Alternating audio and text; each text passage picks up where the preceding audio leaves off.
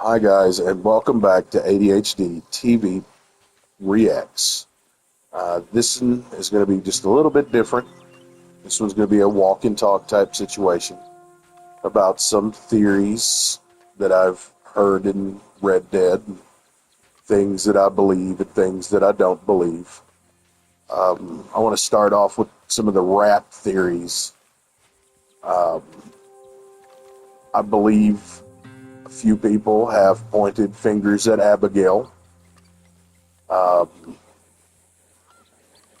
Now, looking into it, what I found was that there are people that believe that Abigail wanted out of the gang.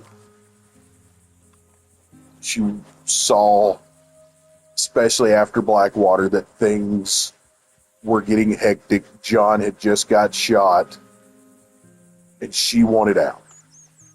And her way out was to work with the Pinkertons.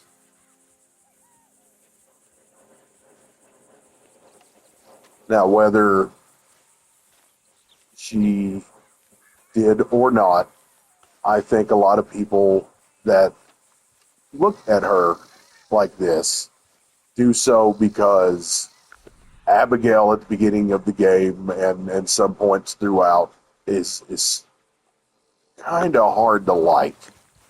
Like the very beginning of the game, John has been sent out by Dutch to go scout ahead. He gets lost in a snowstorm, trapped on a mountainside, and attacked by wolves. And when we bring him back injured, the first thing she says to him is, "You're a rotten man." And it's very easy to be like, what do you want from him, Abigail? He was doing what Dutch told him, and, you know, was doing it without supervision, so he obviously nearly died. I mean, there was snow there, and snow is just frozen water, and we know how John works with water. But, you know, in game, it feels like it just happened, like you just got here, things are just going on, and now John's missing. But they said that they haven't seen him for 3 days. And I'm sure the last time Abigail didn't see him for a couple of days was when he ran off for an entire year. So her anger at that point is understandable. Now, do I think that her anger and desire to have a safe son would put her working with lawmen? I have a hard time with that because I know she was raised in kind of a system. The way she talked, she said when she was younger, you know, she was playing uh, piano at cat houses when she was like 9. So most of the people brought up in the life of crime and such never really grow out of the don't talk to cops feel.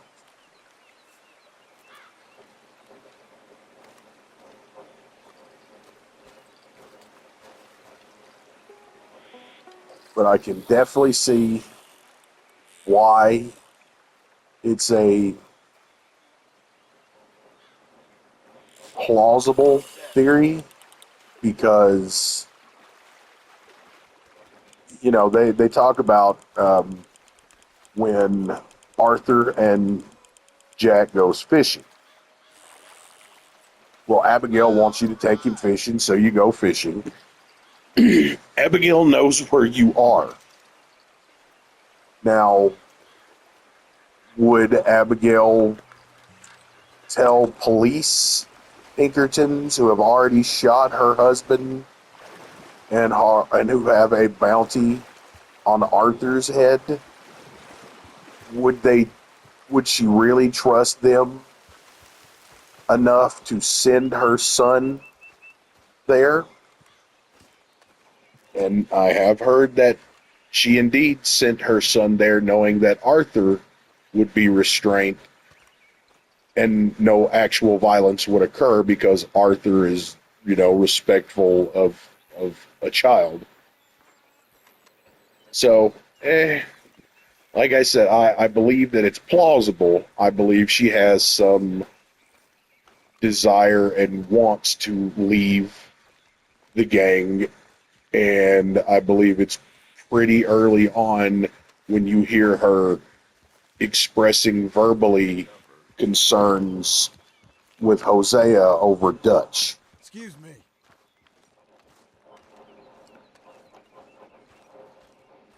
Now, my personal first initial reaction was Pearson. And the reasons were varied and popped up at different points in time in the game for me. At the very beginning of the game, Arthur and Charles have went off hunting, and he's talking to him, and he says something about the camp cook only grabbed a bottle of whiskey. He's had a bottle in his hand since that whole thing in Blackwater happened. Well, he wasn't there. He's the camp cook. He stays at camp. Very rarely ever leaves that I ever see. But he did do some time in the Navy. And he was discharged after, I believe it was like 5 months. It may have not even been that long. But the theory in my head goes, he saw this as an opportunity to get back into the Navy. So what he did is tip them off at Blackwater, thought the Pinkertons would show up, Dutch and them would just give up, and they'd be done. But that didn't happen. Heidi McCourt happened. And after that, he knew that there was no more cutting deals. There was no more talking his way out of it. So that's why he fell deep into a depression. I don't know if he was involved in any other kind where things were tipped off, but I do know at the very end of the game, after all the Micah stuff occurs, one of the cutscenes is the Pinkertons at Pearson's store, and then the next cutscene is the Pinkertons looking at John's farm.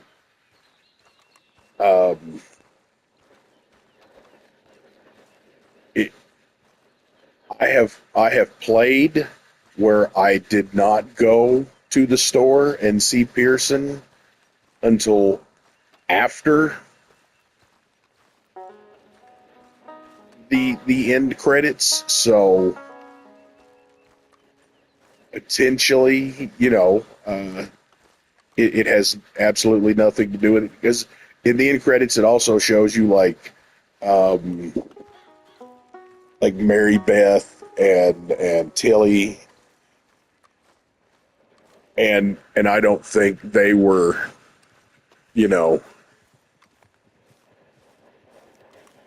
I don't think they were traitors or rats. I don't. But and I don't necessarily even think Pearson was. It just potentially, maybe this was the first robbery that went real bad. It made Pearson really realize that things are going to go bad, and he just had that awful feeling. Like he says at the beginning in Culture, he was trapped at sea for blah, blah, blah days. he has that feeling now in camp with these people of being trapped at sea at the very beginning of the game.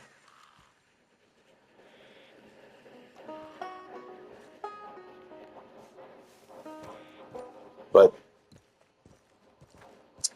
I don't know. I mean, it's possible. It is possible, but I don't see it as plausible.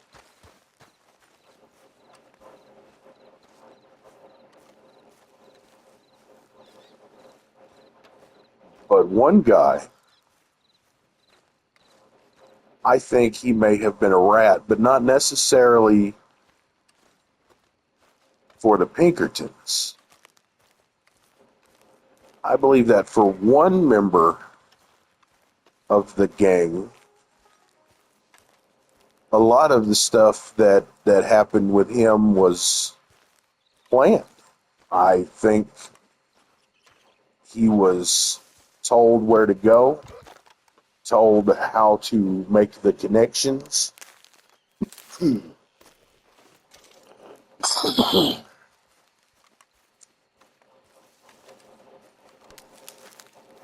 And I think ultimately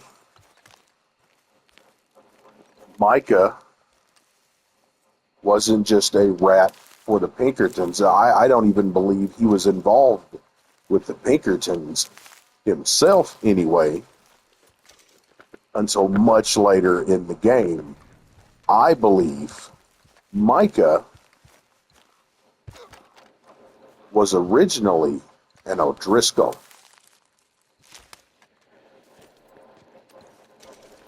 Now, the reason that I believe that are just a few things that are said throughout the game about the differences between an O'Driscoll and a Vanderlyn gang member. Now, while it's pretty easy to see where Kieran was coming from about both of them doing the same thing, the way the gang was assembled is different. Dutch doesn't look for the most ruthless, violent, psychopathic, willing to shoot anyone who they come across kind of person.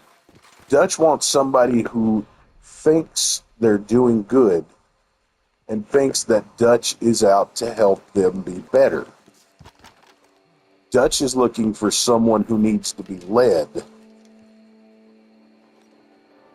not a force of violence to be directed. Where Colm O'Driscoll, that kind of seems to be his main goal. His whole thing is more of a, he wants the biggest, the baddest, the most violent, the most willing to commit bloodshed. That's what Colm wants. And well, that's Micah. That's Micah. If you go up to the camp where Micah stays at once you get him out of jail, you'll find a piece of paper that says Dutch is wanted, and I believe it's like $1,000.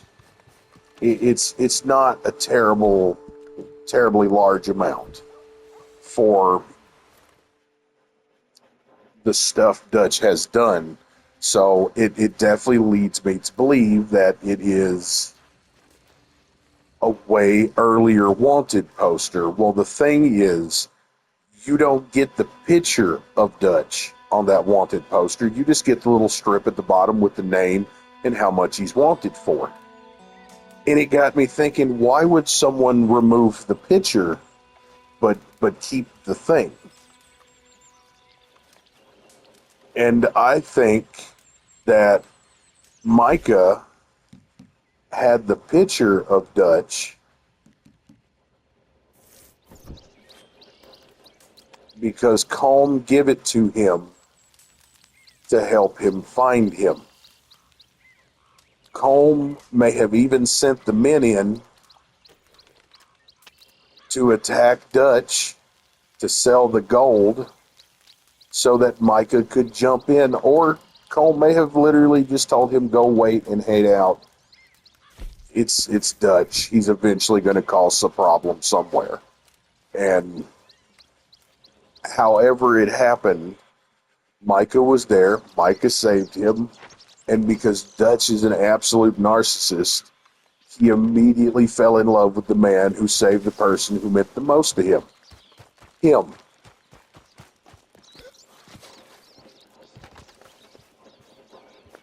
So, from the very beginning, Micah could have been feeding Colm information because Micah goes off all the time. And it seems like every time he does go off, you always find him with an O'Driscoll. And at first I was like, I just have a natural distrust and dislike for Micah. Maybe that's making me think this. After all, he does kill a lot of O'Driscolls for being associated with them. But he always ties up loose ends. There are a couple missions you can go on with him later. It's an optional mission that you can totally miss, and I pretty much have almost every time because you have to willingly choose to spend time with Micah. So I don't normally do that, but I did it a couple times now, and during that mission, Micah brings up the fact that he had somebody help him do something. And then they asked about, like, oh, well, were you concerned about him talking? And you're certain he's like, no, I don't like leaving loose ends like you boys. And that got me thinking. I mean, Dutch himself said Combe don't care about these men. All he cares about is numbers. So he knows if he gives Micah the green light to take out some 30 or 40 of them, the other 10,000 members of his gang won't really be damaged. And it'll help ingratiate himself with Dutch because he's killing his enemy's men. So he feeds information to Colm about where they're going to be, what they're going to be doing. Colm in turns knows, especially after Blackwater, that Dutch has a very large price on his head. Over here, fella. Morning, friend. Hey, partner. And the biggest payday that he could get Morning, sir. would be to help Colm turn in Dutch, collect the reward. As Colm said, they'll forget all about me. Hey, partner. Fine morning. Yeah, they ain't really the forgetting type. I don't think it would have worked out well for either one of them. But I believe Micah has the motive and the temperament. Can we go up here and chill out? What are we doing? It's like hanging out up here. Hi, Sheriff. Morning to you. Keep up the good work.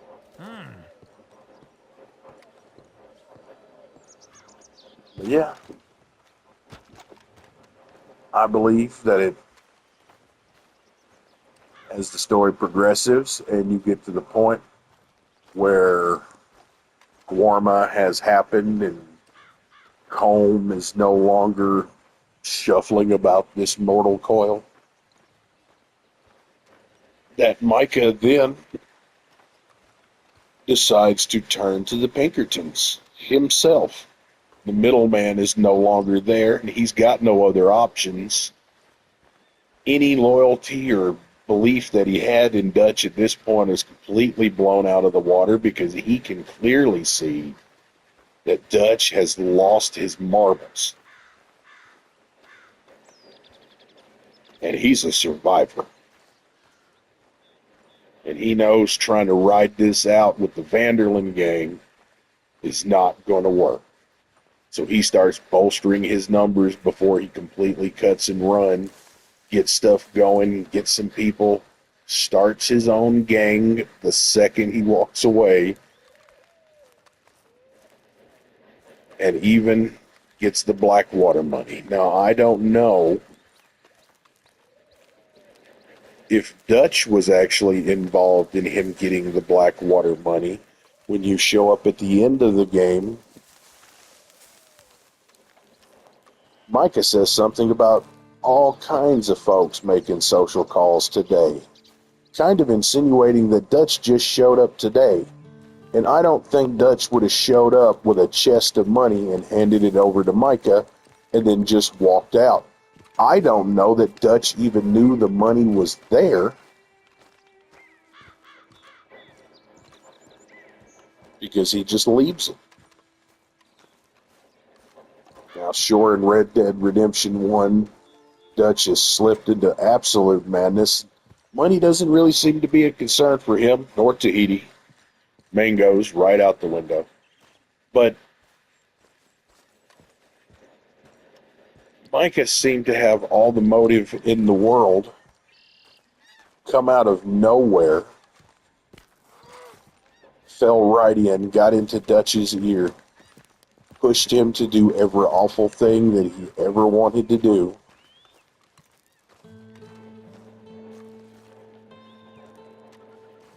Which means I believe that Micah was ultimately responsible for the death of Hosea.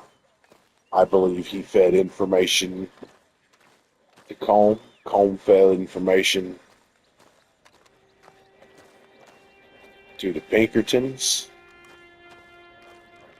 Yes, they were ready. They had a small army waiting on them there.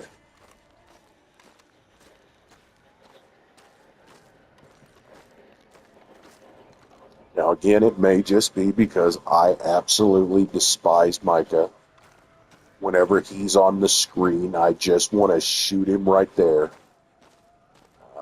I've failed a couple of missions just so I could lob dynamite at Micah. It was worth it. So maybe I am a little biased and giving to him more than he has done and deserves. I believe potentially the most believable thing for me was Arthur Morgan. We didn't need no rats. We got sloppier than the town drunk. And it's hard to argue with that. I mean,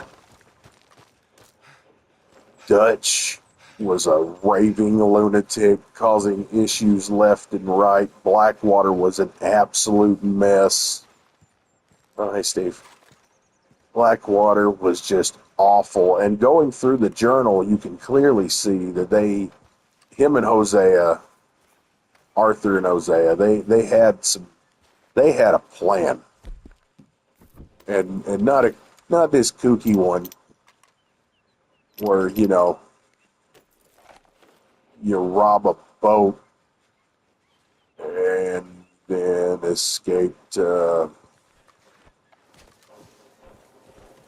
I mean, why would you even bring John?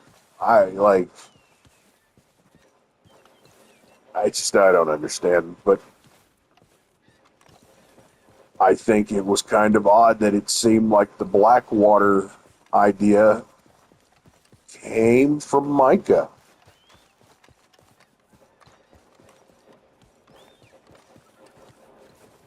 They said it a couple times in the game while we were in Blackwater, and Micah got you all riled up about this boat. And yeah, it was a lot of money. He was absolutely correct. There was a bunch of money. But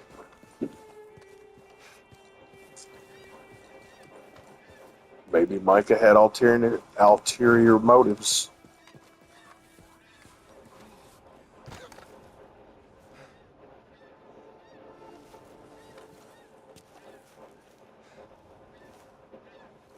Maybe Micah even thought because he wasn't the one working directly with the Pinkertons, just calm, that they could maybe get away with some of the money and then turn in Dutch. Because, then you have the money from the heist and the reward for turning in Dutch. If you can figure out a way to keep yourself out of the limelight, could have done it.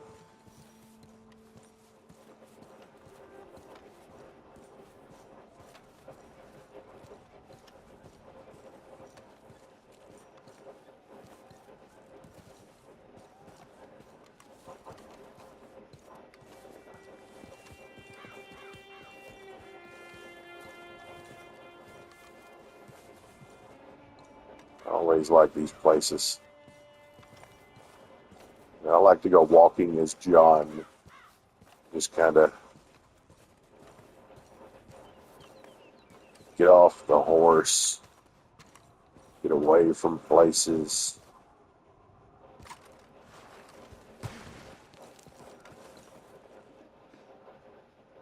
See things from a new perspective.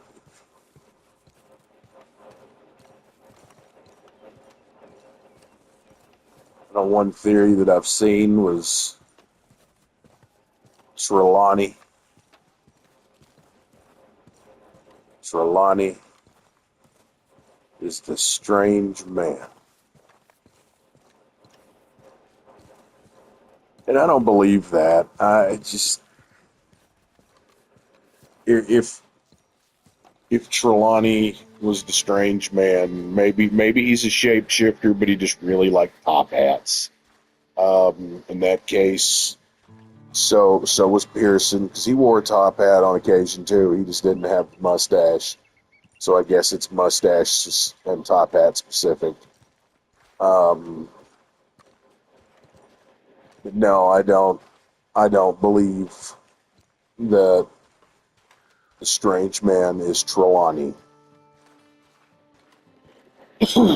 I do like to imagine, though, and I don't have a lot to back it up, just a few random thoughts on it, but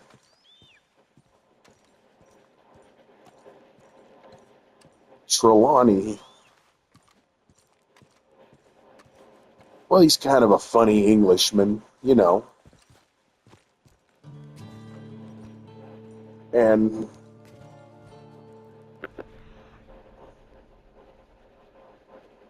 well, he's kind of known to disappear, and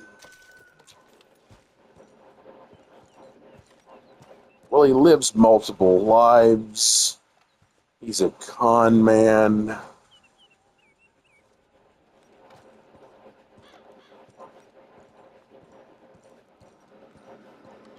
What if Josiah Treylany isn't his real name?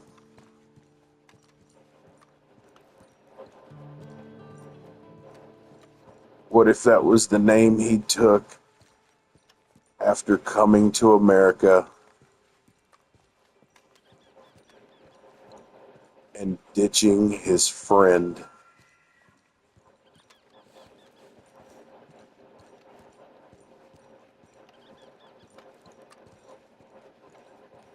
See, Josiah Treylany, he stays in a few different places.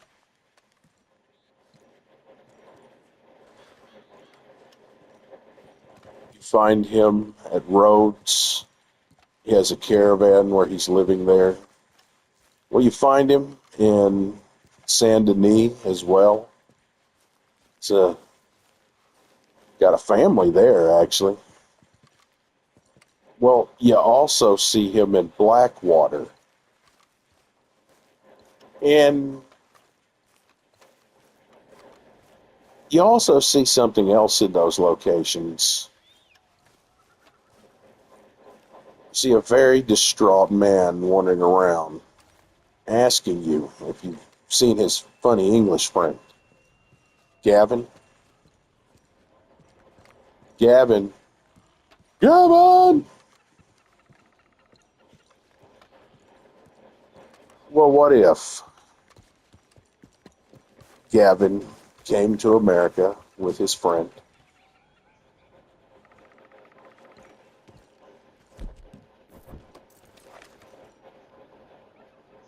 got here and decided that he could make a lot more money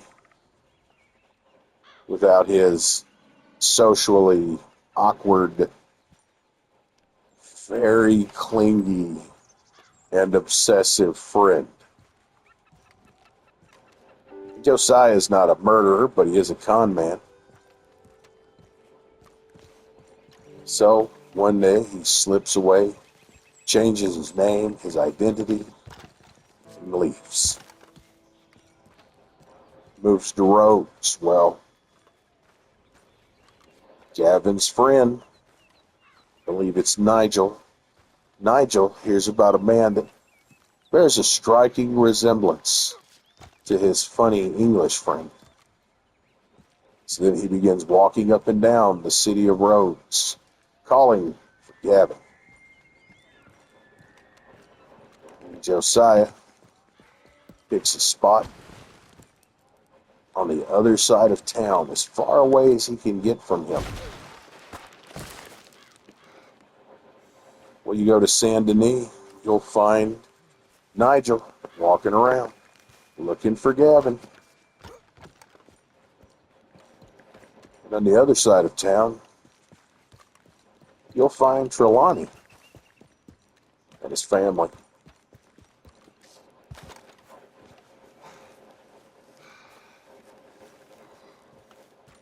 When you go to Blackwater and you wander around, well, Josiah Treylany was there too.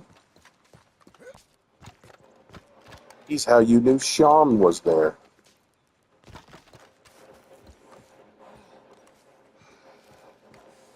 Now, I can't prove anything definitive. I can't say anything with 100%. I cannot tell you that Josiah Treylany is Gavin and it's confirmed and none of that. It just feels interesting.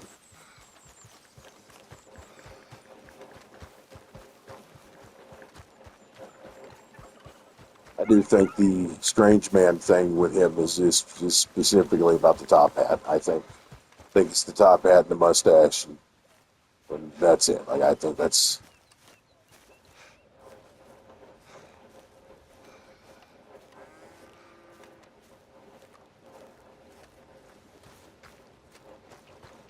Now, there's always that weird theory that John Marston is not necessarily the full-fledged father of Jack Marston. But I believe if you look at the timelines, none of that matches up because Arthur's talking to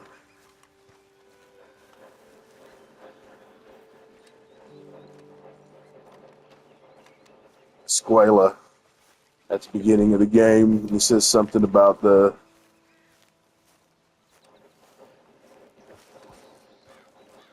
Driscolls, and he basically tries to explain it to him. He says, "Well, I guess we haven't run into them in 6 months.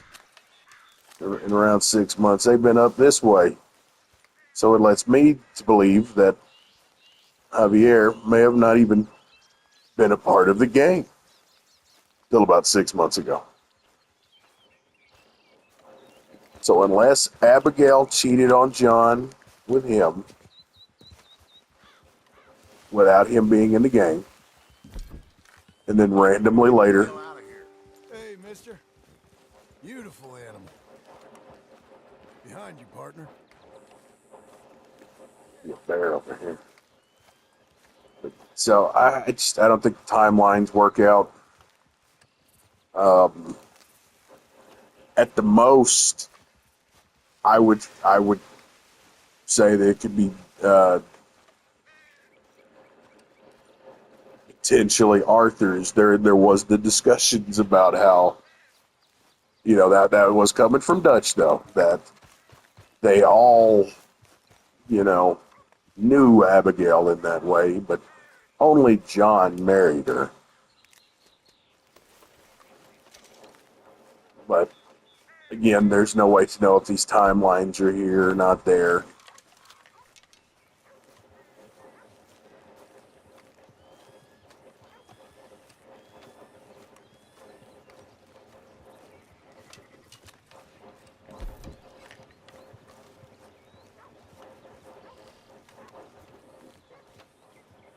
And I think the last one I'm going to talk about tonight is the idea that Uncle was Red Harlow. I don't believe that one. I believe what is far more likely to be the case is that Uncle had heard stories of Red Harlow, had heard the name One Shot Kid, had all of these things, and that was that was where he got that from. I don't, but maybe they're gonna release some kind of thing one day, and they'll tell me it's canon, and they'll prove it's wrong, and and cool, I guess. If he even if he is, I'm still not.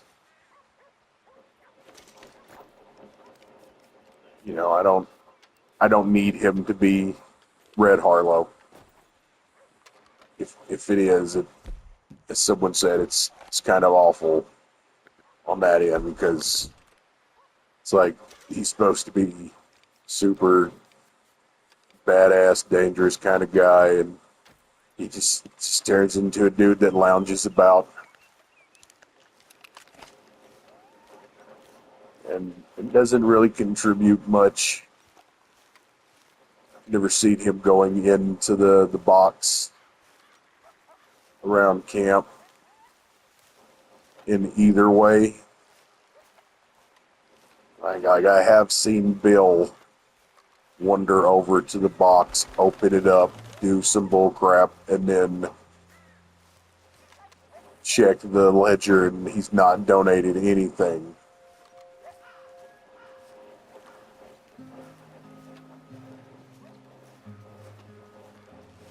I don't really think Uncle is Red Harlow. Now they may, like I said, come out with something to disprove me, and if they do, I hope it's something that is more explanatory than just, yep, he was, and now he's this. Like, I wouldn't mind it being the original story was just the way that Uncle told it, that's not how it happened. This is the real story, and it's just some bumbling idiot child. But like I said, I don't believe that he is. There's a line of dialogue in the game. They're sitting and talking, and Uncle talks about how he's been on his own since he was 10-year-old, and it was a hard life for an orphan on the streets of New York.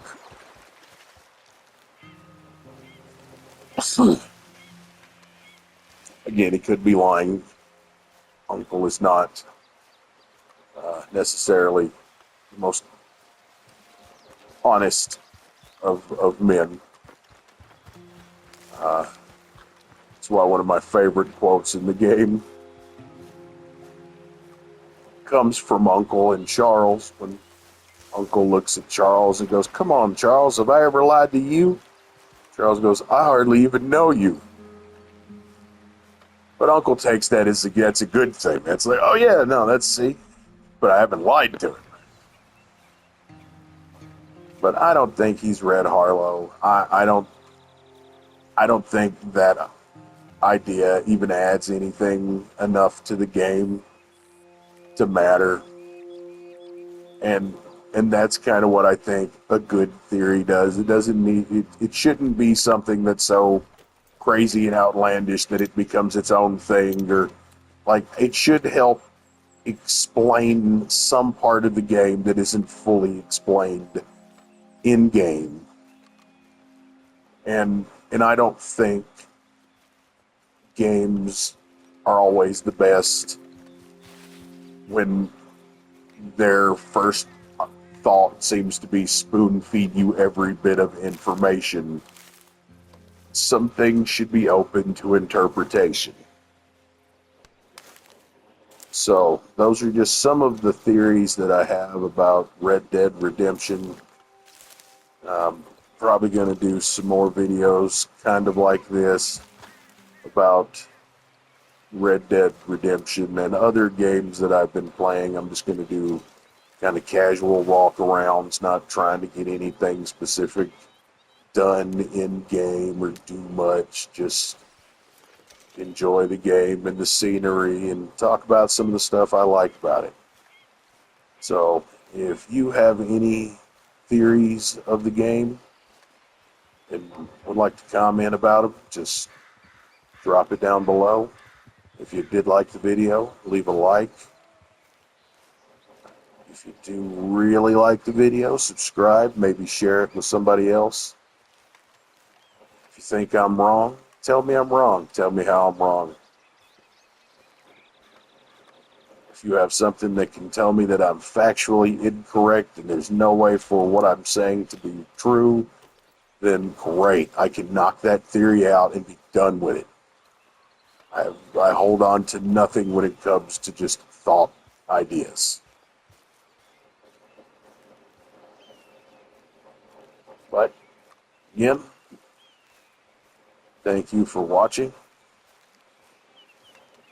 ADHD TV Reacts on YouTube, on Twitch, on Facebook, on X, on Reddit, on Pinterest, on Threads, on Instagram.